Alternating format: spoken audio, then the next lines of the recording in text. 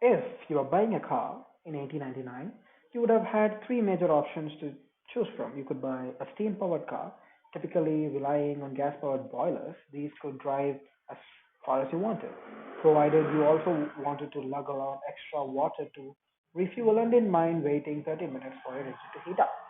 Alternatively, you could buy a car powered by gasoline. However, the internal combustion engines in these models require dangerous hand cranking to start and emitted loud noises and foul smelling exhaust while driving. So, your best bet was probably option number three, a battery powered electric vehicle. These cars were quick to start, clean, and quiet to run, and if you lived somewhere with access to electricity, easy to refuel overnight. If this seems like an easy choice, you're not alone. Because by the end of 19th century, nearly 40% of American cars were electric.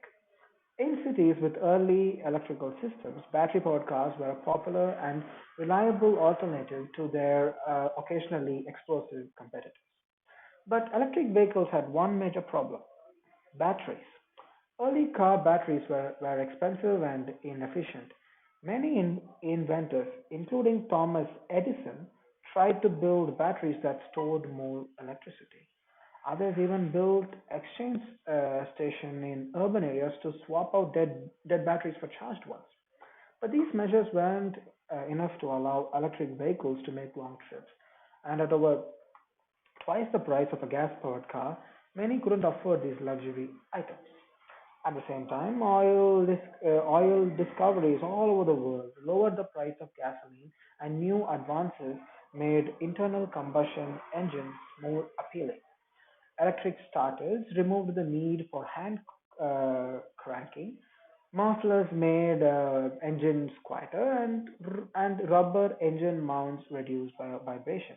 In 1908, Ford released the famous Model T, a cheap, high-quality, gas-powered car that captured the public imagination.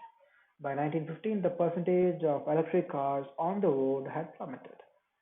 For the next 55 years, internal combustion engines ruled the roads. Aside from special purpose vehicles, electric cars were nowhere to be found.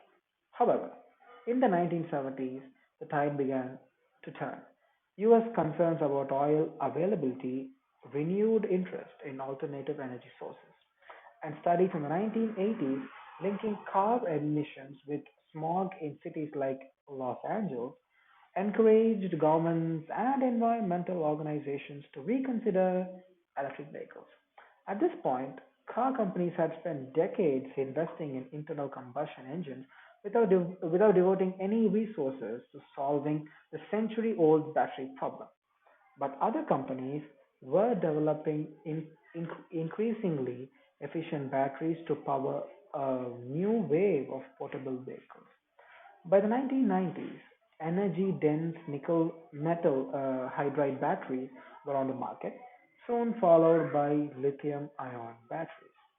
Alongside the regulatory mandates by California to reduce smog, these innovations sparked a small wave of new electric vehicles, including hybrid cars. Hybrids aren't true electric vehicles per se, their nickel metal hydride batteries are only used to optimize the efficiency of gas burning engines. But in 2008, the company we all look up to now, Tesla Motors, went further, grabbing the attention of consumers, automakers, and regulators with its lithium ion powered Roadster. This purely electrical vehicle could travel more than 320 kilometers on a single charge, almost doubling the previous record. Since then, electric vehicles have vastly improved in cost, performance, efficiency, and availability. They can accelerate much faster than gas powered sports cars, and while some models still have a high upfront cost, they reliably save their drivers money in the long run. As governments around the world are worried about climate change, electric vehicles are now expected to replace gas powered ones altogether. In Norway, 75% of car sales in 2020 were plug-in electrical vehicles, and policies such as California's zero emission vehicle mandate and Europe's aggressive CO2 emission standards have dramatically slowed investments in gas powered vehicles worldwide. Soon, electrical cars will reclaim their place on the road, putting gasoline on our rear view.